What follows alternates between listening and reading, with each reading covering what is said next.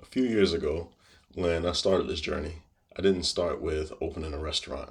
I started with something called Pop Up Feed the Homeless Show. And Pop Up Feed the Homeless Show was intended to be a cultural potluck mixed with a cultural talent show. At that show, oh, we also had something else that I started called Stop Talking and Start Walking. I'll probably go back and edit these videos at some point and clip them the way other people have perfect YouTube videos.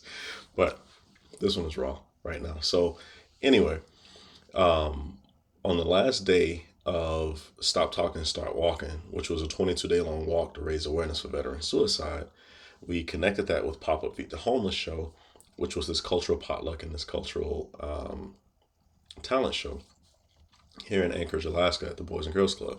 Well, at that show, I saw this guy that had been working his butt off the entire time. This dude was in the kitchen. This dude was cleaning things. This dude was helping organize all of the toiletries and all of the clothing and winter gear, all of the supplies that we organize for all the homeless people. He's just walking around asking who needs help, X, Y, or Z, or where. And at the end of this event, this person said, "Hey, I have a guy that would really like to meet you. He loves what you did here and he really wants to work for you, but he wants to talk with you." I go over, and it turns out it's that same guy that I've seen working his butt off. His name was Gideon. Gideon changed my life, and I'll tell you how. Gideon explained to me that he had a terminal illness and he had a bucket list, and he was traveling the United States as a homeless man because he didn't have anything left. But he was knocking out his bucket list. And it came down to a simple thing of ask and you shall receive. And if this person says no, which you should be prepared for, just be prepared to ask multiple times. Eventually, someone will say yes. Then Gideon showed me that in real time because one of Gideon's dreams was to come visit Alaska. Check. One of his next dreams was to go out into the Bering Sea on a crab fishing boat. That was one of his things. He saw it on Deadliest Catch and he just wanted to do it before his life was over.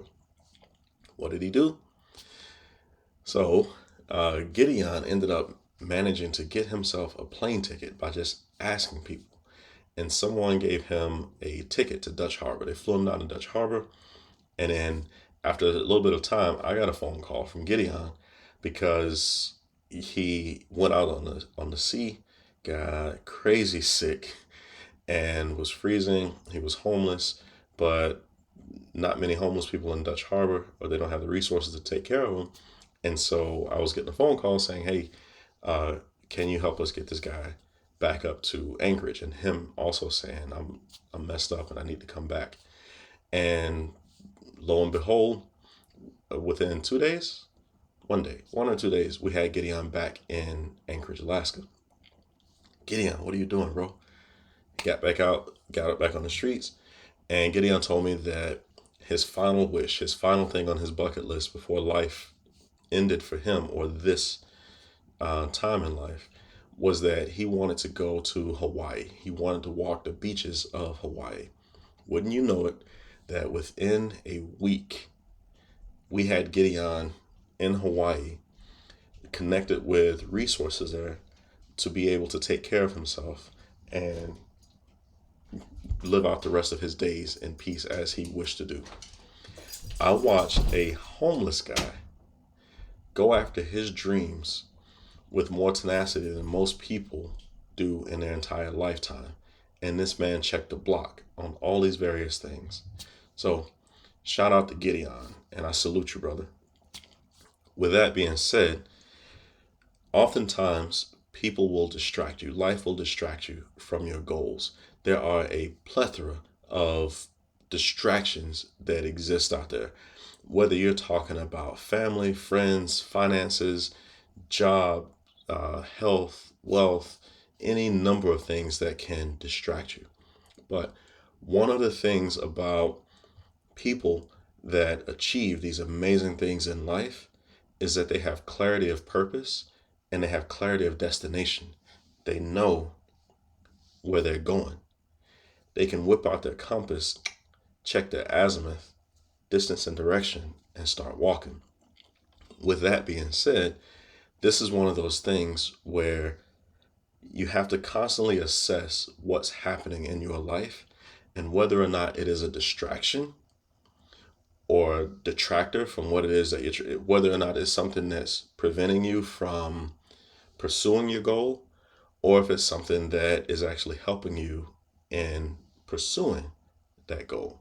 So, as I say that, I look at everything that's happening in my life right now and doing an analysis of everything. You see, I can get on YouTube every single day, bitch, moan, and complain about how unfair life is and how this person did that or this did that and how I don't have X, Y, or Z. But the fact is, all of these distractions will always exist. Various things will pop up at various times. And in a sense, I feel that it's there to challenge and to test. This is the entire thing about behind picking a pigeon. You know, that flock of pigeons that I mentioned in an earlier video. You have to single in on a single pigeon. Have you ever seen a marlin go after the entire school of fish? No, they have to single out one. You don't see a lion going after the entire herd of zebra. They have to single out one. And a guy that goes to the club typically isn't trying to bring home every girl in the club. At some point, bro, you got to pick one and put your attention towards that one so that you can win or so that you can achieve your goal with that. Life is no different. So, in that, being able to pick that one, my focus is not on what's happening in Sanford, Florida. My focus is on the expansion, the success and the expansion of Waffles and Whatnot as a whole. And as a whole, that means that I can't let a little splinter stop the rest of the machine, if that makes sense. You cannot let that one monkey stop the show. If you do, you are not a good circus leader. So, with that, have clarity on where you are going. Anyone can hop in a car that has a bunch of gas and just start driving. Very few people can stick with their destination long enough to weather the life's detours, the flat tire, running out of gas and needing a refuel. If you run out of money, the ability to ask somebody to fill up your tank for you so you can keep going, checking for directions, the phone dies, GPS dies, so you can whip out a map, stop at a gas station, ask the next gas station how to get to the next gas station or the next town. You get the point. Have clarity on where you are headed, because a person that in that previous example continues to ask for help and continues to travel along the trajectory or travel along their path, that person will reach their destination. They may have bumps and bruises along the way, but hell, that's the whole point, is the journey, is it not?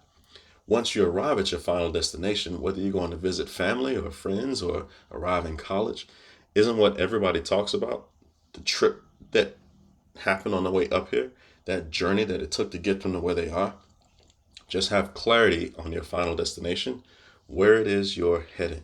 Begin with the end in mind, as Stephen Covey said. Begin with the end in mind. Know where you are headed, and then make a decision not to give up on the path as you're going. Keep going.